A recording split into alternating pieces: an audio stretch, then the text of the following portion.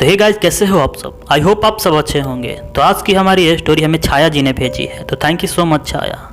तो चलिए बिना टाइम वेस्ट किए चलते हैं आज की स्टोरी पर। और साथ ही कहानी सुनाने से पहले मैं आपको बता दूं कि यदि आपके पास भी कुछ ऐसी स्टोरी है और यदि आप हमें शेयर करना चाहते हैं तो आप हमारे व्हाट्सएप नंबर पर अपनी कहानियाँ हमें शेयर कर सकते हैं। तो चलिए अब बढ़ते हैं अपनी कहानी की ओर। हालांकि आज की हमारी यह घटना छाया के साथ नहीं घटी थी, बल्कि उसकी एक फ्रेंड्स रितिका की पूरी फैमिली के साथ घटी थी। यह घटना बहुत ज़्यादा हैरान करने वाली है। तो हुआ यूँ कि रितिका की पूरी फैमिली गांव पर ही रहते थे, लेकिन यहाँ पर सबसे बड़ी प्रॉब्लम यह थी कि गांव पर उसका जो घर था वो गंगा नदी के बहुत ज़्यादा नज़दीक था। यही मुश्किल से उसकी डिस्टेंस जो थी वो 1 से 1.5 किलोमीटर की दूरी पर पड़ता होगा, जिसकी वजह से हर एक साल जब भी बरसात के मौसम आते नदी में पानी इतना ज़्यादा होता कि बाढ़ जैसे हालात बन जाते हैं। यहाँ तक हर एक साल इतना ज़्यादा बाढ़ आता कि कई गांव रह जाते, तो बहुत लोग मारे भी जाते। यहाँ तक वहाँ के प्रशासन के द्वारा भी ये चेतावनी दी जा चुकी थी कि 1 से 2 साल के बाद यह जो गांव है वो पूरी तरह से नदी में तब्दील हो जाएगा, क्योंकि गंगा का जो कटाव था वो गांव की तरफ ही था। और 1 से 2 साल के बाद वो पूरा जो गांव था वो गंगा के कटाव के कारण पूरी नदी में तब्दील हो जाएगा, जिसकी वजह से बहुत से ऐसे लोग थे जो अपने गांव के घर को बेचकर या फिर अपने ज़मीन को बेचकर वो शहर में शिफ्ट हो गए थे। तो कुछ लोग ऐसे भी थे जो दूसरे गांव में रहने चले गए थे। और इन्हीं सब कारणों की वजह से रितिका के पापा डिसाइड करते हैं कि हम भी गांव के कुछ ज़मीन को बेचकर शहर में ही एक घर ले लेंगे। और होता ऐसा ही है। 2008 में रितिका के पापा गांव के कुछ ज़मीन को बेचकर वे शहर में एक मकान ले लेते हैं। हालांकि मकान तो कुछ पुराना ही था, लेकिन उनके बजट में था। दूसरी सबसे अच्छी बात कि उस घर में 4 रूम थे और एक टॉयलेट और एक बाथरूम था, तो सब मिलाकर ठीक था। और रितिका की फैमिली में उसके पापा मम्मी, रितिका और उसका एक 10 साल का छोटा भाई मोहित रहते थे। तो परिवार भी छोटा ही था और घर भी ठीक था। अब जैसे जैसे समय बीता है, रितिका के पापा भी घर चलाने के लिए कंपनी में काम पकड़ लेते हैं। तो अब सब कुछ ठीक हो चला था। अब घर में रहते हुए इनके 1 महीने बीत चुके थे। इन 1 महीने के अंदर उन्हें उस घर में कुछ अजीब घटनाएं तो देखने को नहीं मिलती है और ना ही कुछ अजीब अनुभव होता है। लेकिन जैसे ही 1 महीने से कुछ ज़्यादा दिन बीतते हैं तो एक शाम होता यूँ कि रात के 10 बजे के करीब रितिका डिनर करके जैसे ही अपने कमरे की ओर सोने के लिए जाती है, तो जैसे ही अपने कमरे के पास पहुंचती है उसे बहुत तेज स्मेल आती है। तो उस रात रितिका को ऐसा लगा कि जैसे रूम के अंदर कोई मांस का टुकड़ा हो, जिसकी सड़ने की वजह से उसे तेज बदबू आ रही है। तो उसे तो पहली बार ऐसा लगा कि हो सकता है कि रूम के अंदर कोई चूहा मरा हो और जिसकी सड़ने की वजह से तेज बदबू आ रही है। तो उसी समय अपने रूम के गेट को खोलती है और जैसे ही अपने रूम के लाइट को ऑन करती है और रूम को पूरी अच्छे से चेक करती है। लेकिन अजीब बात तो यह थी कि उस रूम में कोई भी ऐसी चीज़ नहीं मिली, ना ही कोई चूहा, जिसे यह अंदाज़ा लगाया जा सके कि इसी की वजह से बदबू आ रही है। फिर वह रूम के बाहर आती है, उसके अगल बगल के रूम को भी अच्छे से चेक करती है। लेकिन अजीब बात तो यह थी कि कमरे के बाहर भी उसे कुछ भी ऐसी चीज़ दिखाई नहीं देती। फिर वह जैसे ही उस रात अपने मम्मी को इस बारे में बताती है, उसकी मम्मी भी अपनी बेटी रितिका की बातों को सुनकर बहुत ज़्यादा हैरान हो जाती है, क्योंकि 2 से 3 दिन पहले इसी तरह की बदबू उनके रूम से भी आ रही थी। तो रितिका की मम्मी जब इस बात को सुनी वो भी बहुत ज़्यादा हैरान थी। तो बोले कि हो सकता है कि कोई बाहर से बदबू आ रही होगी। उसकी मम्मी उस समय बताती है कि आज से 2 से 3 दिन पहले मेरे भी रूम से ऐसे ही बदबू आ रही थी। मैं भी अपने रूम को पूरी तरह से चेक की, बाहर भी चेक की, लेकिन मुझे भी कोई ऐसी चीज़ें नहीं दिखाई दी। और 2 से 3 दिनों के बाद ये बदबू अपने आप बंद हो गई। हालांकि इस बात को सुनकर रितिका भी अपने कमरे में उस रात जैसे तैसे सो जाती है। और फिर 2 से 3 दिन बाद यही होता है, रूम से वो बदबू आना अपने आप बंद हो जाती है। और इसके बाद रितिका और उसकी मम्मी ये छोटी घटनाओं को ज़्यादा सीरियसली नहीं लेते, और शायद इन्हीं कारण से जो होने वाला था वो बहुत ज़्यादा भयानक होने वाला था। तो इस घटना के ठीक 3 दिन के बाद रितिका के साथ कुछ ऐसा होता है जो बहुत ज़्यादा डरावना था। तो होता यूँ कि रात के 11 बज रहे थे, रितिका की पूरी फैमिली सो चुकी थी। तो जैसे ही रात के 11 बजते हैं बहुत तेज़ आंधी आती है और बहुत ज़्यादा तेज़ हवाएं चलने लगती हैं। तो गर्मियों के दिन थे और अक्सर 1 से 2 दिनों के बाद तेज़ बारिश आ जाती और तेज़ तूफान भी आते। तो उस रात भी बहुत ज़्यादा तेज़ तूफान था, जिसकी वजह से उस रात 11 बजे करीब घर की लाइट चली जाती है। तो लाइट जाने के बाद बहुत ज़्यादा उमस हो जाती है, घर में बहुत ज़्यादा गर्मी थी। तो रितिका बिना किसी को बताए हुए उस रात सोने के लिए छत पर चली जाती है। और अक्सर जब वो शहर से पहले गांव में रहती थी तो वो छत पर ही सोती थी। तो उस रात भी वो 11 बजे के करीब छत पर सोने के लिए चली जाती है। तो रितिका बताती है कि मैं जैसे ही छत पर गई ठीक आधे घंटे के बाद मुझे नींद आ जाती है और नींद आने के बाद मैं उस रात सपने में जो देखती हूँ मेरे लिए बहुत ज़्यादा डिस्टर्ब कर देने वाली थी। तो मैं अपने सपने में देखती हूँ कि मेरे ठीक सामने एक औरत खड़ी है। हालांकि वो औरत दिखने में एक आम औरत की तरह ही दिखती है, लेकिन उसके कपड़े बहुत ज़्यादा मैले थे और फटे हुए थे। उसकी साड़ी सफ़ेद थी और उसके हाथों में एक मरा हुआ बच्चा था। हालांकि बच्चा बहुत छोटा था, लेकिन अजीब बात तो यह थी कि वो औरत उस रात मेरे को घूर रही थी। मैं जैसे ही उसे देखने लगी, सडनली वह मेरे सामने आ गई और सामने आते हुए मेरे पास आने लगी। मैं बहुत ज़्यादा डर चुकी थी। मैं जैसे जैसे पीछे हटती, वो औरत और मेरे करीब आती जाती और एक समय मेरे सामने वो औरत और उसके बच्चे दोनों गायब हो जाते हैं। मैं बहुत ज़्यादा डर जाती हूँ कि तभी पीछे से मुझे ऐसा लगता है कि जैसे मेरे पीछे कोई है। और उस सपने में मैं जैसे ही पीछे मुड़कर देखती हूँ, वही औरत खड़ी थी। अब वो औरत बहुत ज़्यादा डरावनी हो चुकी थी। उसके बाल हवा में उड़े जा रहे थे और देखते देखते वह मेरे गले को पकड़ लेती है और उस छत से उस रात मुझे वो नीचे फेंक देती है। और तभी मेरी नींद खुल जाती है और जब मैं देखती हूँ तो मेरे सामने अब कोई नहीं था। तो उस रात मैं इतना डर जाती हूँ कि मैं उसी समय छत से उतरकर अपने नीचे के कमरे में आ जाती हूँ। अब लाइट आ चुकी थी और सभी लोग अब सो चुके थे, तो मैं भी अपने कमरे में सो जाती हूँ। और फिर दूसरे सुबह मैं इस घटने के बारे में किसी भी फैमिली को नहीं बताती, क्योंकि मैं सोचती हूँ कि हो सकता है कि ये मेरा वहम है और एक सपना ही तो है। तो लेकिन मुझे लगता है कि यदि आप किसी नए घर में रह रहे हैं और यदि आपके साथ कुछ अजीब घटनाएं हो रही है, तो मुझे लगता है कि आपको छुपाना नहीं चाहिए। अपने फैमिली में इस बात को ज़रूर शेयर करना चाहिए। लेकिन मैंने ऐसा कुछ नहीं किया और ना ही मेरी मम्मी इन सब बातों को लेकर ज़्यादा सीरियस होती है। तो ये सब बातों को हम नज़रअंदाज करते चले आते हैं और इसी तरह समय गुजरता जाता है। और हमारे उस घर में रहते हुए अब 2 महीने बीत चुके थे। इन 2 महीनों में हमने बहुत सी ऐसी छोटी बातों को अनसुना कर दिया जो हमारे साथ घटती थी। हम इन सब बातों को ज़्यादा सीरियसली नहीं लेते थे और सोचते कि हो सकता है कि नए घर में आने की वजह से हमारे साथ कुछ ऐसी चीज़ें हो रही हैं, तो हमें इन सब बातों को भुला देना ही बेहतर होगा। लेकिन यह हमारे लिए एक चेतावनी थी और हो सकता है कि उस घर में जो भी औरत थी हमें चेता रही थी कि हमें उस घर को छोड़ देना चाहिए, लेकिन हमने ऐसा नहीं किया और यही हमारी सबसे बड़ी भूल थी। हुआ यूँ कि उस समय शाम के 7 बज रहे होंगे और मम्मी किचन में खाना बना रही थी। तभी पापा आ गए। तो पापा बोले कि गांव से फ़ोन आया था, चाचा के यहाँ शादी है तो किसी को तो जाना ही होगा। पापा तो गांव जाने वाले नहीं थे क्योंकि उनकी अभी नई ड्यूटी थी और मैं और मोहित भी नहीं जा सकते क्योंकि हमारे स्कूल थे। तो मम्मी बोली कि ठीक है मैं ही चली जाती हूँ। तो हमने डिसाइड किया कि मम्मी ही गांव जाएगी और 10 से 15 दिन तक रहकर शादी के बाद अपने घर आ जाएगी। तो मम्मी दूसरे दिन चली जाती है गांव। अब हम उस हॉन्टेड घर में बस 3 लोग बचे थे, मेरे पापा, मैं और मेरा छोटा भाई मोहित। तो मम्मी के जाने के 4 दिनों के बाद सब नॉर्मल हुआ। हमारे साथ कुछ भी अजीब घटनाएं नहीं घटी, लेकिन ठीक 5वें दिन हमारे साथ कुछ ऐसी घटनाएं घट जाती है जिसके बाद हमने उस घर को हमेशा के लिए छोड़ दिया और यही हमारे लिए अच्छा था। तो हुआ यूँ कि उस समय 7:30 बजे करीब विजय जी रितिका के पापा अपनी ड्यूटी से घर आते हैं और घर आते ही वे हाथ मुँह धोकर किचन में खाना बनाने लगते हैं। चूँकि रितिका उस समय खाना बनाने नहीं जानती थी और उसकी उम्र यही 17 साल की थी।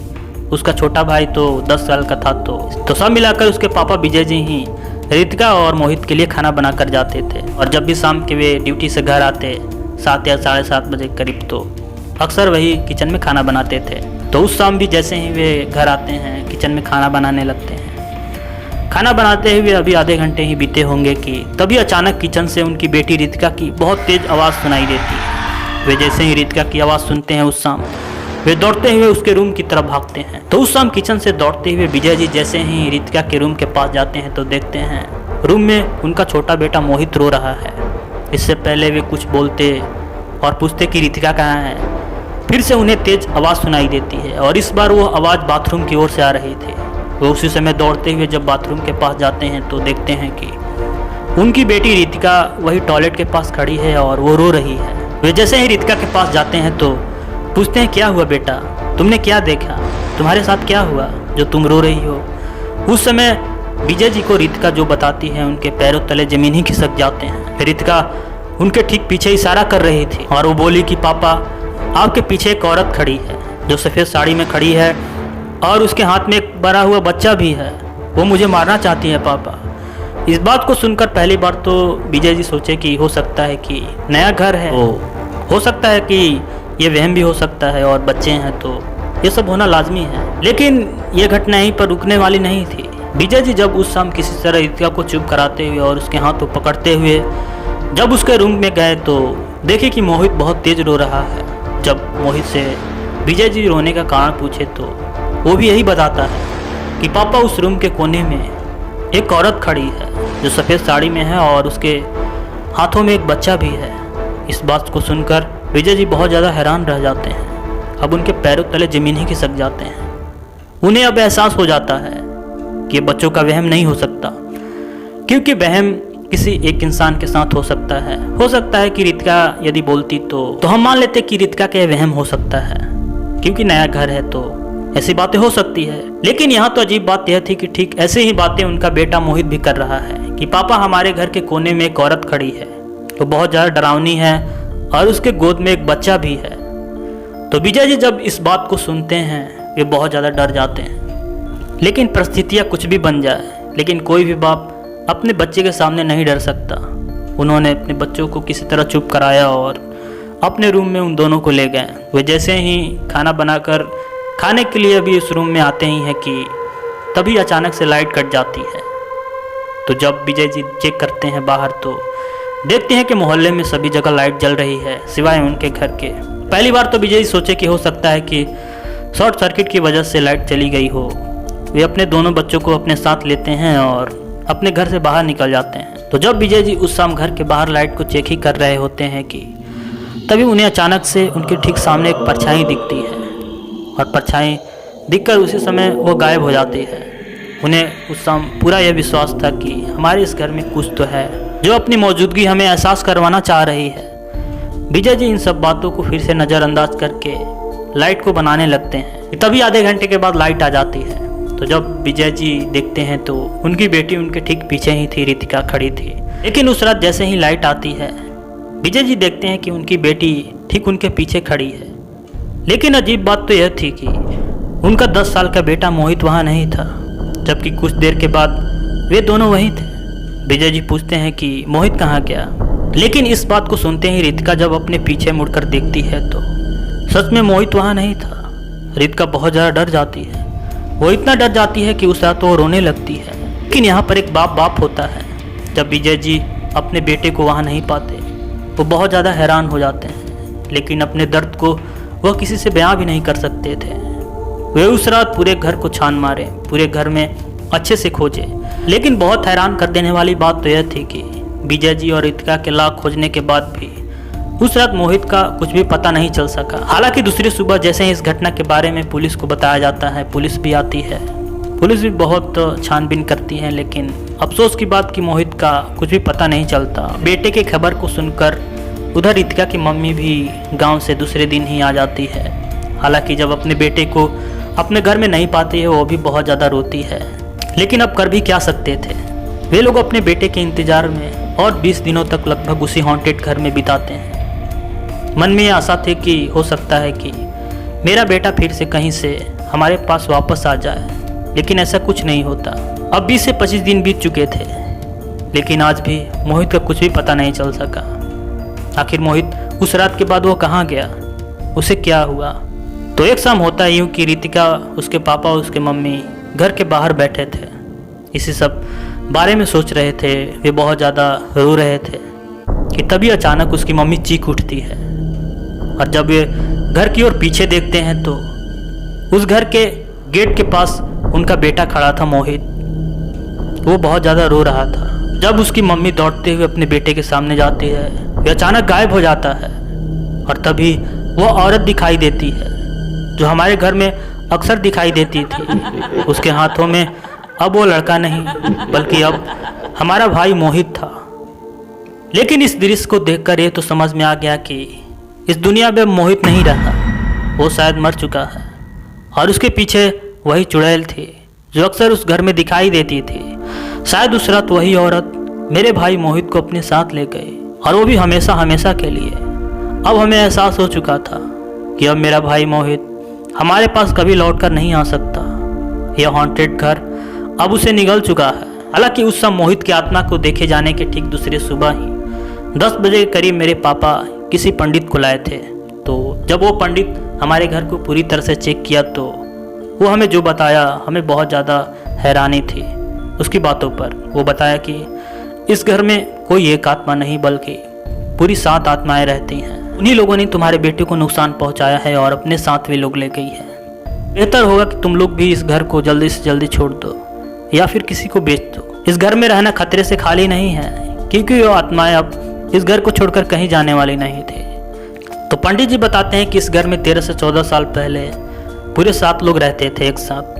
तो हुआ यूं कि उस रात 11 बजे करीब सब लोग अपने अपने रूम में सो रहे थे कि तभी आधी रात को आग लग जाती है। तो आग इतना तेज होती है कि कोई भी उस रात घर से बाहर नहीं निकल पाया और उस आग के लपेट में पूरे 7 लोग मारे गए। इस घटना के बाद कुछ दिन तक तो ये घर खाली रहा। उसके बाद इस घर को मरम्मत करके फिर से नया कर दिया गया और आप लोगों को ये दे दिया गया। अब उस दिन हम पंडित जी की ऐसी खौफनाक बातें सुने, हमारे पैरों तले जमीन ही खिसक गए। हमें विश्वास नहीं हो रहा था कि इस रूम में कुल 7 आत्माएं भटक रही है और हम यहाँ रह रहे हैं। खैर किसी तरह उस हॉन्टेड रूम को छोड़कर शहर से हम गांव चले आए और वहीं हम रहने लगे। तो मुझे लगता है कि गांव में रहते हुए हमें अभी 10 से 12 दिन ही हुए होंगे कि हमें किसी ने बताया कि आपका जो बेटा है मोहित, उसकी आत्मा मुक्त नहीं हुई है, उसे मुक्त कराना बहुत ज़रूरी है, वरना आपका बेटा भी उस नर्क से कभी मुक्त नहीं हो पाएगा और उस घर में वो भी भटकता रहेगा। तो मुझे लगता है कि 5 से 6 दिनों के बाद ही मेरे पापा मेरे भाई मोहित की आत्मा की मुक्ति के लिए मेरे घर पर ही कुछ अनुष्ठान करवाएं जिससे उसकी आत्मा मुक्त हो जाए। और ऐसा ही हुआ, वरना अभी तक मेरा भाई उस घर में भटकता रहता और शायद हम अपने आप को कभी भी माफ़ नहीं कर पाते। हालांकि अब हमारे परिवार के साथ कुछ भी ऐसी अजीब घटनाएं नहीं घटती और अब हम दिल्ली में रहते हैं। तो खैर आज की हमारी यह कहानी यहीं पर समाप्त होती है और आशा करता हूँ आपको ये कहानी अच्छी लगी हो। तो यदि आपके पास भी कुछ ऐसी स्टोरी है और यदि आप हमें शेयर करना चाहते हैं तो आप हमारे व्हाट्सएप नंबर पर अपनी स्टोरी हमें शेयर कर सकते हैं। तो मिलते हैं किसी और वीडियो में किसी और रियल स्टोरी के साथ। तब तक बाय एंड टेक केयर।